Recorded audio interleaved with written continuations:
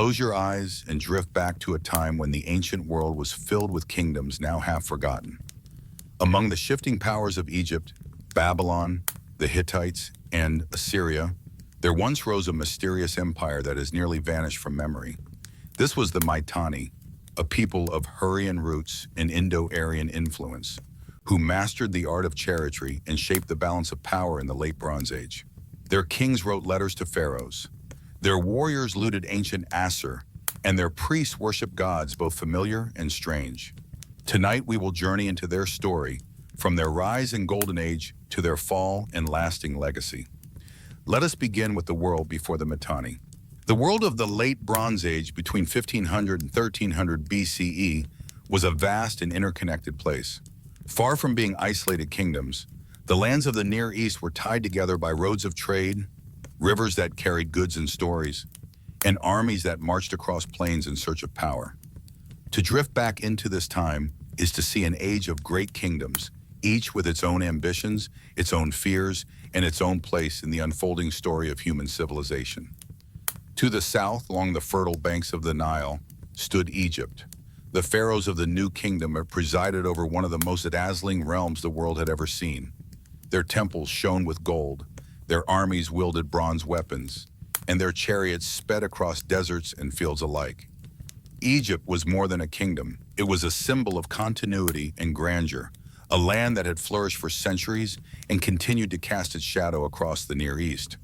To the west and north lay the rising power of the Hittites, and centered in Anatolia, in what is now Turkey, the Hittite kings had built a formidable state. They commanded strong fortresses and a disciplined army. Their rulers corresponded with the pharaohs as equals, sending gifts, demanding brides, and negotiating alliances. The Hittites were not only warriors but also administrators, weaving together the cities of Anatolia into a mighty kingdom that would one day clash with both Egypt and the Mitanni. In the east lay Assyria, still a relatively small kingdom during this early period. The city of Assur sat proudly along the Tigris River, its temples dedicated to the god Ashur. Though not yet the mighty empire it would later become, Assyria already displayed traits that would define its future: military discipline, devotion to its gods, and a hunger for expansion. The Assyrians were the watchful neighbors of the Mitanni and would eventually become their greatest rivals. Further south, in the heart of Mesopotamia, lay Babylonia. Once the home of Hammurabi and his famous laws, Babylon remained a cultural and religious center. Its scholars studied the stars, its priests tended ancient temples, and its merchants kept the flow of trade alive between East and West. By the late Bronze Age, Babylon was not the conquering power it had once been, but it still carried immense prestige, and its kings were respected as custodians of wisdom and tradition. Amid these towering powers lived the Hurrians. They were not as centralized as the Egyptians or the Hittites, nor as famous as the Babylonians. Instead, they were a widespread people inhabiting the lands of northern Mesopotamia and Syria. Their language was unique, unrelated to the great Semitic tongues of their neighbors, and their culture blended with those around them while still retaining its distinct voice. The Hurrians believed in gods of storm and sky, deities who guided their lives and gave them strength. They were skilled in farming, herding, and warfare, and their presence stretched across many towns and settlements. The land they occupied was fertile and desirable, watered by rivers and enriched by trade routes that connected east to west. Caravans laden with tin, copper, textiles, and exotic goods passed through their territories, making the Hurrian lands valuable to any who sought control. In these crossroads of cultures, small kingdoms began to form, each ruled by local lords who commanded loyalty through kinship and might. Northern Mesopotamia and Syria at this time were a patchwork quilt of city-states and petty kingdoms. Some owed allegiance to Egypt, others to the Hittites, and still others tried to remain independent. In this environment of shifting loyalties and fragile balance, opportunity was born. The Hurrians, with their deep cultural roots and their spread across the land, were uniquely positioned to take advantage of the fractures between the great empires. It was a world both dangerous and promising. The fertile plains offered harvests, but also drew the eyes of conquerors. The trade routes carried prosperity, but also attracted armies eager to tax or plunder. Warfare was never far from daily life, and diplomacy was as valuable as the sword. In this dynamic landscape, the stage was set for a new power to rise. Out of the scattered Hurrian kingdoms and the Indo-Aryan warrior traditions that had begun to blend with them, the Mitanni would emerge. Before their name was written in the letters of kings, before their chariots thundered across battlefields, the world was already preparing for their arrival. The Mitanni did not come from nothing. They were the children of the Hurrians, the heirs to a land shaped by Egypt, Hittites, Assyria, and Babylon, and the inheritors of a crossroads where cultures, goods, and ideas constantly met. This was the canvas upon which their empire would be painted, and it was here in the fertile lands of northern Mesopotamia and Syria that the story of the Mitanni would begin. To understand the Mitanni, we must first look to the Hurrians, for they were the people who provided the foundation upon which this empire was built. The Hurrians were not a single kingdom at first, but rather a widespread cultural group. Their presence stretched across northern Mesopotamia, Syria, and into the highlands of Anatolia. They spoke a language unlike the Semitic tongues of the Babylonians and Assyrians or the Indo-European language of the Hittites. The Hurrian language stands alone, isolated, with no close relatives we know today. This uniqueness gives them a mysterious aura, for their voice in history is distinct and unlike their neighbors. The origins of the Hurrians remain debated among scholars, but most evidence suggests they were already present in northern Mesopotamia by the 3rd millennium BCE.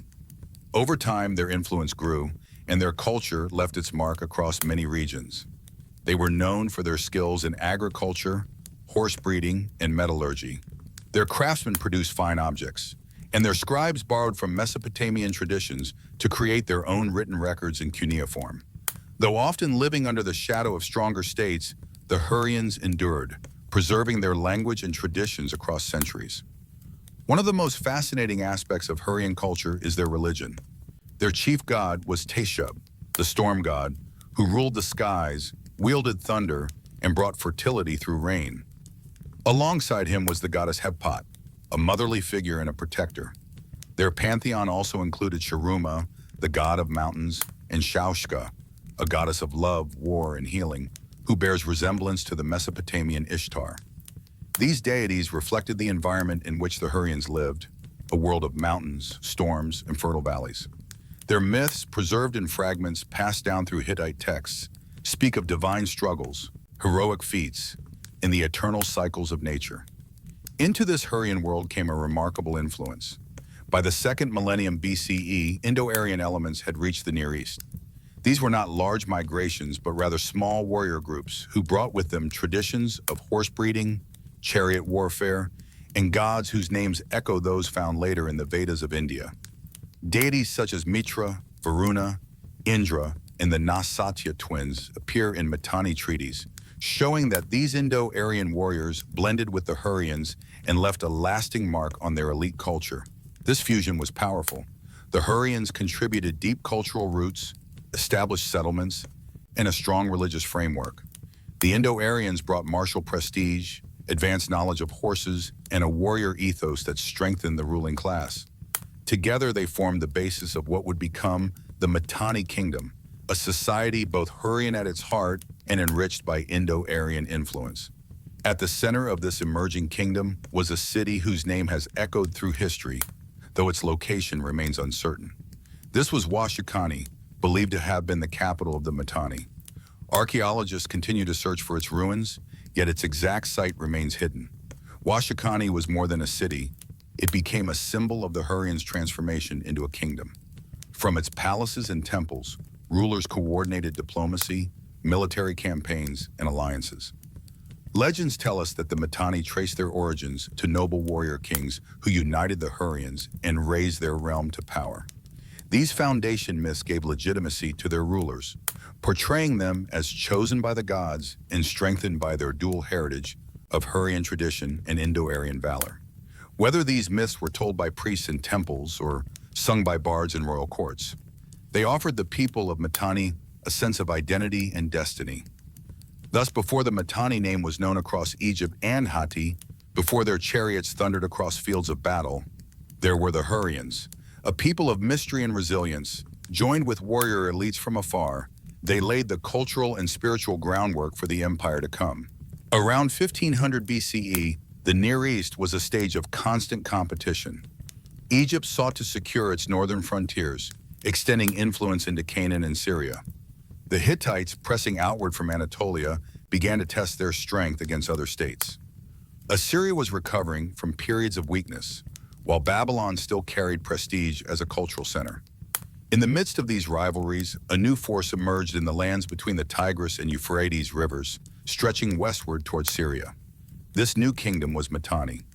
The early history of Mitanni is shadowed in mystery, for the sources are scattered and often come from their rivals, rather than from the Mitanni themselves. Yet from these fragments, a picture begins to form of rulers who forged a powerful state out of the Hurrian peoples.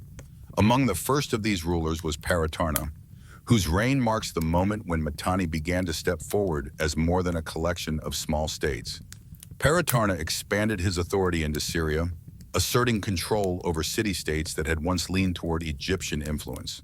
His name appears in treaties and records from neighboring kingdoms, a sign that Mitanni was already commanding respect and recognition. Following him, other early kings continued the work of expansion. They subdued local lords, secured trade routes, and built alliances through both diplomacy and force. By the mid-15th century BCE, Mitanni had carved out a wide territory that included northern Mesopotamia, much of Syria, and lands that brushed against Anatolia. This positioning placed them directly between Egypt to the south and the Hittites to the north, giving them both opportunity and danger. One of the defining features of the Mitanni state was its mastery of chariot warfare. The Hurrians had long known the horse, but with the Indo-Aryan influence, the art of training horses and commanding chariots became a hallmark of Mitanni power. Manuals on horse training, written in Hurrian and sprinkled with Indo-Aryan terms, show the depth of their knowledge. The chariot was more than a weapon. It was a symbol of prestige and a mark of nobility. Warriors who could ride and fight from the chariot formed the backbone of Mitanni's military elite. The organization of the Mitanni army gave them strength in both offense and defense. Chariots led charges against rival states, while infantry supported these swift and powerful strikes. Cities were fortified, and tribute was drawn from conquered regions to support the royal court. This growing military machine allowed the early Mitanni rulers to balance against both Hittite incursions and Egyptian ambitions. By asserting themselves in Syria and northern Mesopotamia, the Mitanni disrupted the balance of power that had once been dominated by older empires. They became the third great player in the region, standing alongside Egypt and the Hittites. Their rise forced the Pharaohs to consider alliances with them, while the Hittites began to prepare for future confrontations. The Mitanni were no longer a background people. They had become a kingdom that could not be ignored. The birth of Mitanni was not sudden, but rather the result of careful leadership, military innovation, and the blending of Hurrian traditions with Indo-Aryan skills. From Paratarna and his successors came a state that held the ambitions of its people together. What began as a network of Hurrian city-states was transformed into a kingdom that stood at the very center of late Bronze Age diplomacy and conflict. The world now had a new power, one whose chariots rolled across the plains of Mesopotamia and whose kings spoke as equals to the rulers of Egypt and Anatolia. Every kingdom has a moment when its influence stretches to its greatest reach, when its name carries weight across distant lands. For the Mitanni, that moment came under the reign of Saoshtatar, the ruler most often remembered as the architect of their golden age. Under his leadership, Mitanni expanded beyond its foundations and grew into a dominant power that rivaled the greatest kingdoms of the late Bronze Age. Saoshtatar understood that strength was built not only through armies, but also through decisive acts that demonstrated authority. Among the most striking episodes of his reign was the conquest of Assur, the heart of Assyria.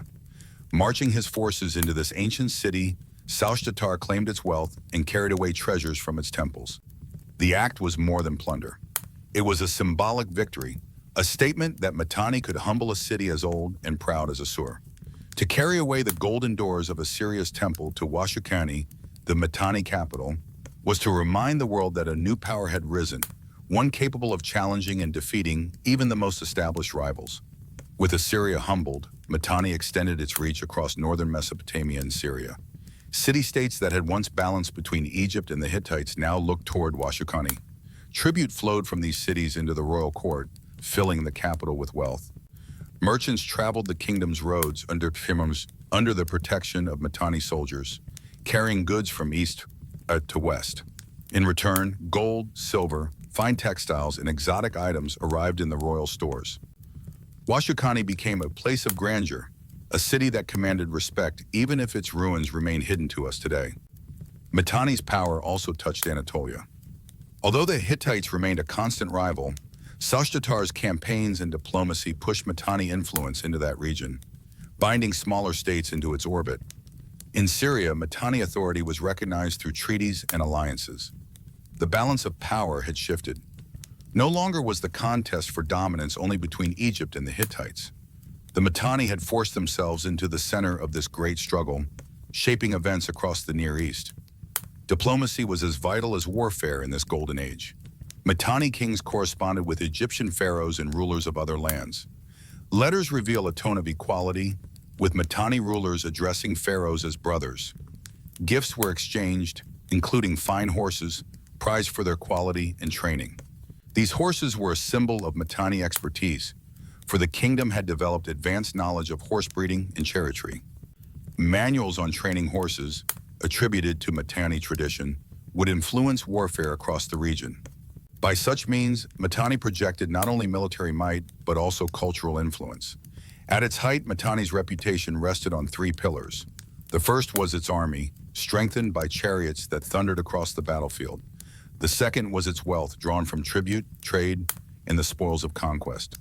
The third was its diplomacy, which placed its kings among the great players of the age. Together, these allowed Shalshtar and his successors to keep Mitanni's position secure for a time, even as Egypt and the Hittites looked upon them with caution. The golden age of Mitanni was marked by confidence and ambition. It was a period when Washukani flourished, when rulers spoke as equals to the pharaohs, and when the kingdom's chariots carried fear into the hearts of rivals. Yet golden ages never last forever. For now, however, Mitanni stood as a shining power, its banners carried across Mesopotamia and Syria, its name written into the Chronicles of Kings, and its legacy etched into the story of the Late Bronze Age. Power in the Late Bronze Age was measured not only on the battlefield, but also in the ability to form alliances and maintain balance among neighbors. For the Mitanni, surrounded by giants such as Egypt, the Hittites, and Assyria, diplomacy was not a choice but a necessity. Letters written on clay tablets, sealed and carried by trusted envoys, reveal how carefully the kings of Mitanni managed these relationships. Some of these texts have survived, preserved in the Amarna archive of Egypt, and they offer us a rare glimpse into the voices of rulers long gone. The Amarna letters are a window into this age of diplomacy. Written in Akkadian, the common diplomatic language of the time, they show Mitanni kings corresponding with the pharaohs of Egypt as equals. These letters speak of brotherhood, loyalty, and mutual respect. They also reveal the delicate game of negotiation, where gifts were requested, brides were offered, and promises were made in the hope of preserving peace. In these exchanges, the Mitanni appear not as a secondary power, but as a partner whom Egypt treated with seriousness. The central reason for this partnership was the shared threat of the Hittites. From their stronghold in Anatolia, the Hittites were pushing southward into Syria, a region that both Egypt and Mitanni wished to control. Instead of fighting each other, Mitanni and Egypt chose cooperation. Their alliance helped keep the Hittites in check for decades. To seal this partnership, marriages were arranged between the royal families. One of the most famous examples was the marriage of a Mitanni princess, the daughter of King Tushratta, to Pharaoh Amenhotep III of Egypt. The union was more than a personal bond between two royal houses. It was a symbol of political unity, celebrated with gifts of gold, jewels, and exotic treasures. Through such marriages, the Mitanni ensured that Egypt would look upon them as trusted allies rather than distant rivals. Another Mitanni princess later joined the Egyptian court, further strengthening the ties between the two kingdoms. Diplomatic relations were not limited to royal marriages and letters. They also extended to the sharing of knowledge. Mitanni expertise in horses and chariotry was renowned across the Near East. Manuals on horse training, written by Mitanni specialists, have survived in Hittite archives. These texts even preserve Indo-Aryan words, evidence of the unique cultural blend within Mitanni society. To share such knowledge was to demonstrate prestige, for it showed that the Mitanni were masters in skills that others admired and sought to learn. Through diplomacy, Mitanni kings maintained their place among greater powers. They could not match Egypt's wealth or the Hittites' growing military strength in direct contest for long. But by balancing carefully between allies and enemies, they ensured their survival and prosperity. Letters, marriages, and gifts became as important as swords and chariots. Diplomacy allowed Mitanni to secure peace when needed and to rally support when threatened. This delicate balance defined the golden age of Mitanni foreign relations. By presenting themselves as equals to the pharaohs, by resisting Hittite advances with Egyptian help, and by spreading their influence through cultural prestige, the Mitanni held their place at the center of the late Bronze Age world. Their kings understood that an empire is not sustained by conquest alone, but also by the careful weaving of trust, loyalty, and shared ambition with those who might otherwise be foes. To understand the Mitanni fully, it is not enough to study their kings and their battles. We must also look closely at the world they built and the daily lives of those who lived within it. The Mitanni were not only a kingdom of chariots and diplomacy, but also a society with farmers, traders, craftsmen, priests, and soldiers. Together, they formed the living fabric of the empire. Most of the population were farmers, tending to the fertile lands of northern Mesopotamia and Syria. They grew barley, wheat, and lentils, supported by irrigation channels drawn from nearby rivers. Herds of sheep and goats provided wool, milk, and meat. Life was seasonal, tied to the cycles of planting and harvest. Farmers supported the kingdom not only with food, but also with taxes and labor, which helped maintain the power of the royal court. Traders played an equally important role. Mitanni lands lay across vital routes that connected east and west. From the east came tin and lapis lazuli, while from the west and south came gold, silver, and luxury goods. Caravans carried textiles, copper, and fine-crafted objects. Markets buzzed with exchange, and the wealth of this trade flowed into Washukani and other cities under Mitanni rule. Soldiers, in turn, protected these routes, ensuring the prosperity of the state. Religion shaped the spiritual life of the Mitanni people. At the heart of their beliefs was Teshub, the storm god, who ruled the skies and brought fertility with his rains. He was often depicted standing on the back of a bull, a symbol of his strength. His consort was Hepat, a mother goddess who nurtured and protected. The pantheon also included Shaushka, a goddess of love and war, and Sharuma, a mountain god. These deities were worshipped in temples, with priests performing rituals and sacrifices to keep the favor of the divine. Alongside these Hurrian gods were Indo-Aryan influences. Treaties and prayers from the Mitanni period invoke Mitra, Varuna, Indra, and the Nasatya twins. Their presence reveals the blending of cultures at the highest level of Mitanni society. Kings called upon both Hurrian and Indo-Aryan gods to bless alliances, protect oaths, and strengthen their rule. This mixture of divine figures gave the Mitanni religion a unique character, reflecting their identity as a kingdom born from multiple traditions.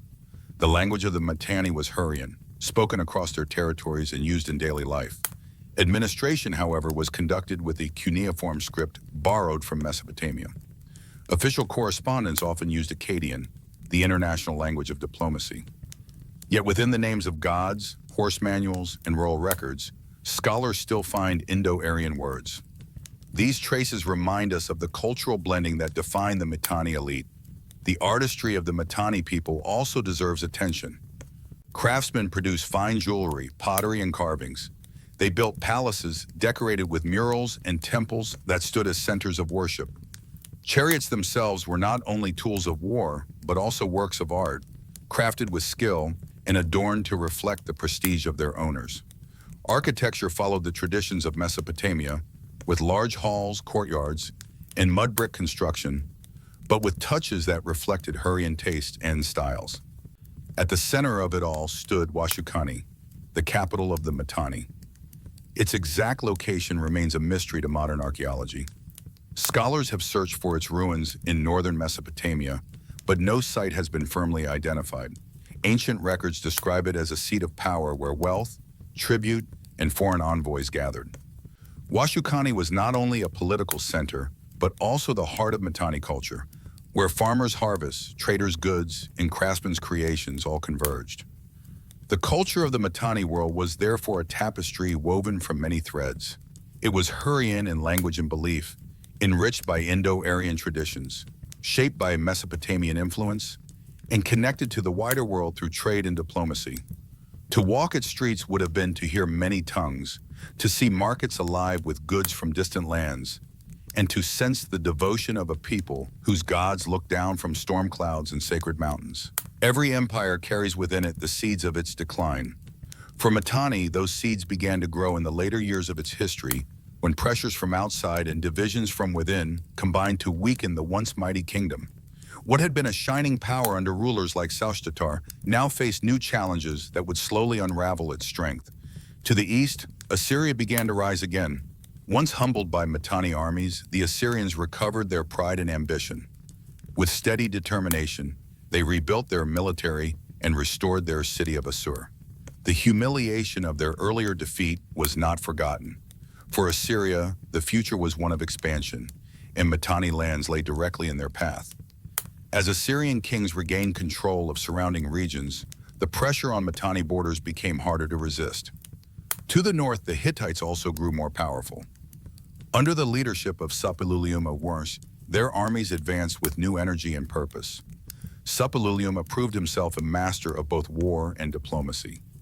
He consolidated Hittite control in Anatolia and then pushed southward into Syria, striking at the very heart of Mitanni influence.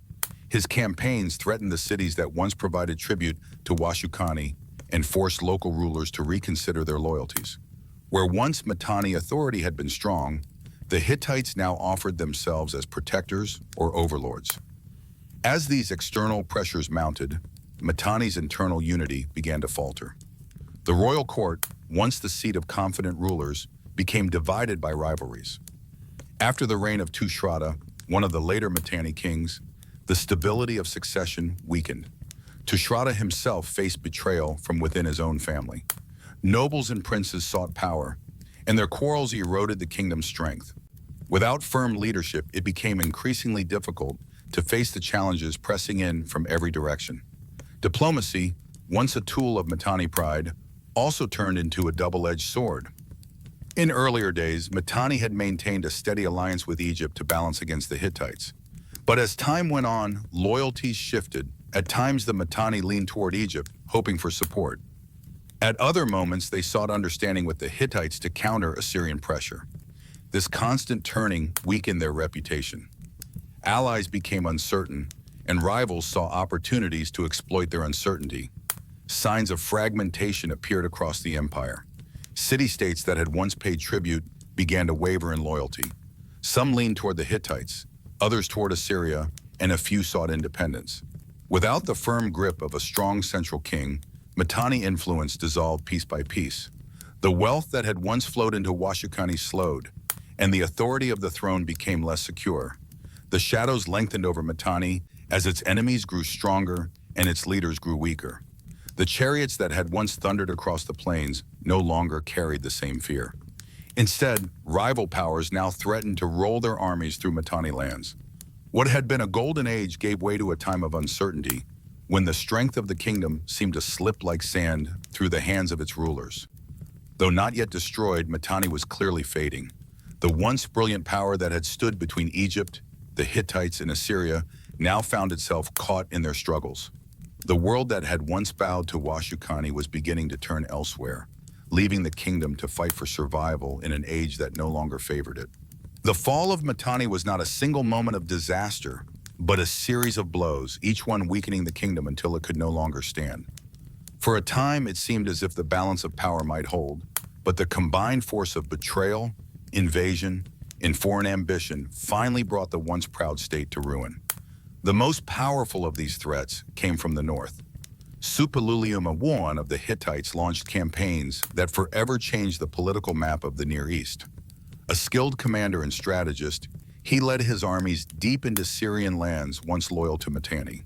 City after city turned to the Hittites, some willingly, others under force.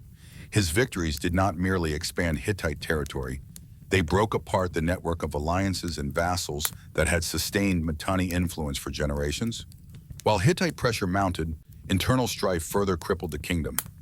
King Tushratta, one of the last rulers of Mitanni, faced not only the challenge of foreign enemies, but also betrayal within his own court. Nobles who once swore loyalty began to conspire against him.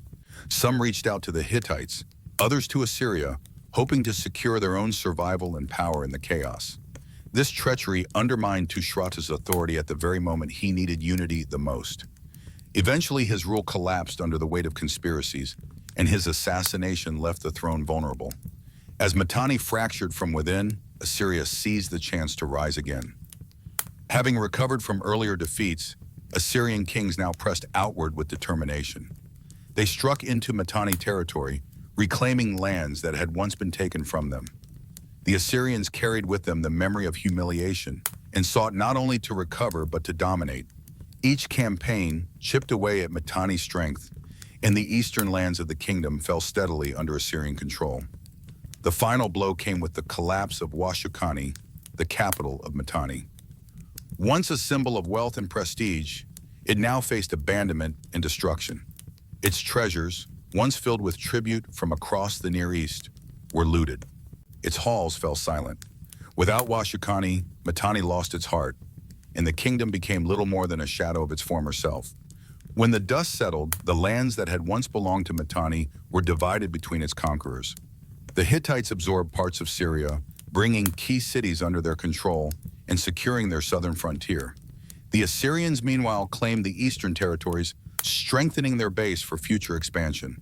Mitanni was no longer a power, its legacy scattered between rival empires who carved up its remains.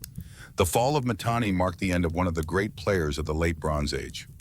Once equal to Egypt and the Hittites, once feared for its chariots and respected for its diplomacy, Mitanni had vanished. What remained was memory, written in the letters of pharaohs, in the treaties of rivals, and in the scattered traces left for archaeologists to find. Its fall was a reminder of the fragility of kingdoms, how betrayal, ambition, and shifting power could erase even the strongest of states from the map of history. When the Mitanni kingdom collapsed, it might have seemed that its name would fade completely from memory. Its lands were divided, its capital silenced, and its kings forgotten in the struggles of greater empires. Yet even in defeat, Mitanni left behind a lasting mark upon the ancient Near East. Though the kingdom itself disappeared, its culture and traditions echoed across the centuries in subtle but enduring ways. The division of Mitanni territory between Assyria and the Hittites ensured that its influence did not vanish outright. The Hittites absorbed large parts of northern Syria, bringing many Hurrian-speaking populations under their rule. In the east, the Assyrians incorporated former Mitanni lands into their growing state, building on the foundations of administration and settlement already established. These conquerors carried away not only land, but also ideas, traditions, and people, weaving Mitanni's heritage into their own systems of power. Hurrian culture in particular proved remarkably resilient.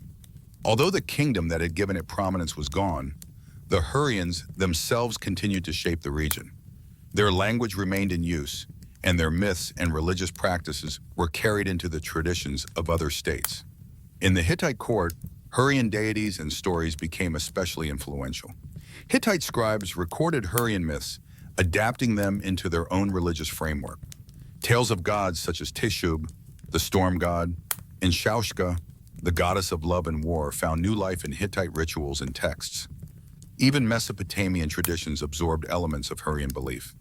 The intermingling of peoples and the constant exchange of ideas across the Near East allowed myths and symbols to cross cultural boundaries. What had once been distinctly Hurrian slowly became part of the shared religious and cultural landscape of the region. In this way, the legacy of Mitanni lived on, even if few remembered its kings by name. One of the most intriguing legacies lies in language. The Indo-Aryan influence within Mitanni culture left behind traces in ancient texts. The training manuals for horses, preserved in Hittite archives, contain Indo-Aryan words for gods and technical terms. These small fragments provide evidence of the blend of traditions that shaped Mitanni society. Though the kingdom fell, these linguistic echoes show how deeply connected it was to the wider world. Scholars today study these terms as rare clues to the early movement of Indo-Aryan culture across the Near East. Archaeology adds another layer to the story. Excavations across northern Mesopotamia and Syria have uncovered traces of Hurrian and Mitanni presence. Pottery, seals, and inscriptions reveal the daily life of the people who once lived under Mitanni rule. Palatial remains show the wealth of their rulers, while temples speak of their devotion to the gods. The exact site of Washukani, the capital, remains a mystery, but each discovery brings us closer to understanding the kingdom's world. Even in fragments, these traces remind us that Mitanni was real, its people vibrant and influential, even if the empire itself has long vanished. The aftermath of Mitanni's fall was not simply erasure, it was transformation. Its lands became part of Assyria and the Hittites, but its culture endured in myths, language, and artifacts. Its gods lived on in foreign temples, its words survived in ancient texts, and its traditions echoed in the civilizations that followed. In this way, Mitanni's legacy reached far beyond its borders and far beyond its time, leaving a quiet but lasting imprint on the ancient Near East. When we think of the great civilizations of the ancient world, names like Egypt, Babylon, and Assyria come quickly to mind. Their monuments still stand, their records are vast, and their stories have been told for centuries. The Mitanni, by contrast, remain almost hidden in the shadows of history. Their empire rose, flourished, and fell during the same age as these giants, yet they are often overlooked. The reason is not that they lacked power or importance, but rather that their memory was scattered and buried, leaving only fragments for later generations to uncover. Much of what we know about the Mitanni has come not from their own archives, but from the writings of their neighbors. Egyptian records mention their kings, treaties, and royal marriages. The Amarna letters, preserved in the sands of Egypt, reveal their voices speaking to pharaohs as equals. Hittite archives contain horse training manuals with Indo-Aryan words, silent witnesses to the skills the Mitanni passed on. Through these scattered texts, the faint outline of their story begins to appear, reminding us that their presence once shaped the balance of power in the Near East. Archaeology has added to this rediscovery, though much remains a mystery. The greatest puzzle is Washukani, the Mitanni capital. Its name echoes through history as the seat of their kings and the center of their wealth, but its exact location is still unknown. Scholars search across northern Mesopotamia, hoping that one day the ruins of Washukani will emerge from the soil. Until then, it remains a city of legend, hidden from view, yet central to the identity of the empire. Each discovery of pottery, inscriptions, or seals adds a small piece to the larger picture. But the heart of the Mitanni world is still waiting to be found. The Mitanni should also be remembered for their role as a bridge of cultures. They were Hurrian in their roots, shaped by the traditions of a people who spread across northern Mesopotamia and Syria. They carried Indo-Aryan influences in their royal and military elites, preserving gods like Mitra, Varuna, and Indra in their treaties and prayers. They interacted closely with Mesopotamian states, borrowing their writing systems and adapting their styles of administration. In this way, the Mitanni connected cultures that might otherwise have remained apart, weaving them together into a unique tapestry of language, belief, and knowledge. Although the Mitanni faded from power long ago, their story still lingers. It lingers in the clay tablets of the Amarna archive, where their kings wrote to pharaohs of Egypt. It lingers in the myths carried into Hittite and Mesopotamian tradition, where Hurrian gods stood beside foreign ones. It lingers in the archaeological traces left in the earth, waiting to be uncovered. What was once a living kingdom has become a quiet echo, preserved in fragments of clay, stone, and myth. As we close this journey into the forgotten empire, let us reflect on the fragile yet enduring nature of history. Kingdoms rise and fall, names are remembered and then forgotten, but each leaves behind a mark. The Mitanni remind us that even in silence, a story can endure, waiting patiently for us to listen. And tonight, as the ancient world rests in memory, so too may we find rest, carried into sleep by the gentle whispers of the past.